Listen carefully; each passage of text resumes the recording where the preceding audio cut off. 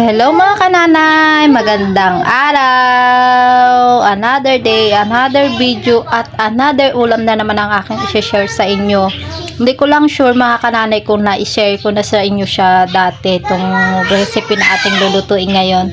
Kaya lang ngayon ay lulutuin ulit natin. At meron nga tayo dito mga kananay dilis. Ayan, at nakikita nyo meron din tayong kamatis. Syempre ang ating mga panggisang sibuyas at bawang. Ayan, at sisimula ko na mga kananay para naman hindi na kayo mainip. Ayan, at umpisa na nga natin at prito na natin yung ating dilis para naman mabilis tayo. Nala ko na kay kawali mga kananay at lagyan na natin siya ng mantika. Ayan, at ilagay na natin yung ating dilis mga kananay para ma-prito ng mabuti. Hihintay lang natin yung ma-prito mabuti o yung dumutong siya talaga mga kananay. At habang hinihintay natin yan, umpisahan ko na haring hiwa-hiwain yung ating mga iba pang kakailanganin tulad ng mga kamatis at saka panggisa mga kananay. Eh, syempre mga kananay, halo-haluin natin siyang para naman may pantay yung ating pagkaluto ng ating dilis.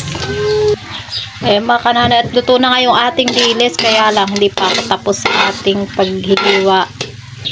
Ayan, at sa wakas mga kananay nga ay nakatapos na tayo sa ating paghihiwa at paghahanda ng ating mga kakailanganin. Ayan, nabulol pa. Kakailanganin, kaya magsimula na tayo sa ating pagluluto. Ayan, natigisan na nga natin yung ating bawang. Isunod na rin natin agad yung ating sibuyas. Ayan mga kananay, at kung napanood nyo na nga po yung mga dati ko pang mga vlog nung bago nga po akong panganak, hindi ako naglalagay nung bawang. At sa di malamang dahil ang mga kananay, ayaw ko yung amoy. Pero ngayon, okay naman na mga kananay. Ganun nga talaga mga kananay pagka bagong panganak. Yun tipong para ka pa rin naglilihi. Kaya ngayon, ayan, okay na, nakakapaglagay na ako ng bawang sa mga nagtataka. Shinare ko lang naman mga kananay, baka nagtataka kayo. At ayan, balik na nga tayo sa ating niluluto mga kananay. Lagay na rin natin yung ating kamatis.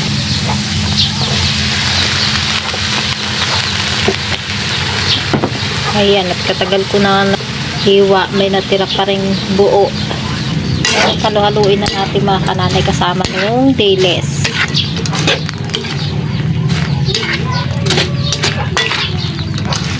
Ayan, talaga naman. Talagang naman mga kananay, talagang isa ito sa aming laging niluluto dito sa amin, lalo na kapag ganyan maraming kamatis dito sa amin, lalo at minsan mura yung kamatis. Talagang ito palagi yung aming niluluto. Kaya mga kananay, tagyan na nga din natin yan ng mga pampalasa tulad ng asin at syempre ang patis. Halo-haluin lang natin mga kananay. Yummy po yung bili ni Mami. Ayan, may nakabantay na. May nakabantay. Paborito ko po yan. Ayan, natitay lang natin luto mabuti yung kamatis. Ang bango talaga yan. Ang bangong araw po, sabi ng aking anak.